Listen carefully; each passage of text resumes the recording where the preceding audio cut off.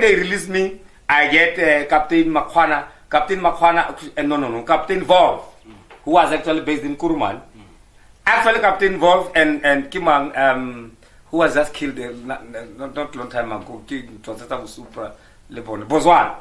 Bozwana, like Makwan, arrested me in Kuruma at Comrade Saramerote's house. That was now late 89. Okay. Late 89, I got arrested there at night. I was taken to Mutibistad police station. I slept there. They told me that, look, Mtate, they want in my case. Now we don't know you. We instructed to look for you. Now we got you. So tomorrow morning we're leaving. 4 a.m. 4 a.m. I had to bath with cold water, and they took me with Cressida. Captain Wolf took me to Mahike. And when I got at Mahike there, I met one other special breed guy. He was an Afrikaner, and he was brought just after the coup of 1988. And when I got there, he wanted to say to me, look, where is George Malibana? I said, I don't know. He said, well, we'll squeeze the truth out of you if you can tell us. I was then interrogated for 21 days by Colonel Makwana at the coupe. It was the longest arrest. Yeah, the longest and the longest interrogation. Okay. So I was interrogated for 21 days. I was blindfolded. I was handcuffed. I was put in a car every day to Coupe. Coupe was the headquarters of the Botswana intelligence. I was questioned there. I remember the intelligence network of the Bob government was the best. Remember, they were working with the Solo Scouts in Rhodesia. They were working with the Solo Scouts in Rhodesia. Some were trained in Israel. So I got this day because they had to question me around issues of the coup of 1988. But because I was well trained, I could manage them well. Even Captain Ben Tlakanye in Mahike also.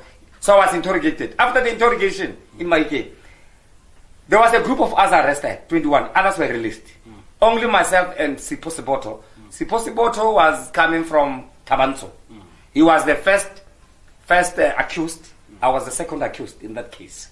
So after interrogation, they took us to Ichuse police station.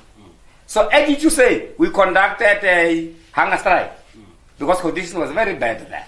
So we had hunger strike there. After hunger strike, then our attorneys intervened. So we were transported from Ichuse police station to Rehrond maximum prison. So at Rehrond, there it's fine. We then stayed at Rehrond, and I remember at one stage there was Mafiking Anti-Repression Forum, MAREF. MAREF was an organization that supported detainees who were detained for political reasons. Remember at the time, when I was arrested at Rehrond, it was just, I found other political prisoners there who were arrested just after the 1988 coup.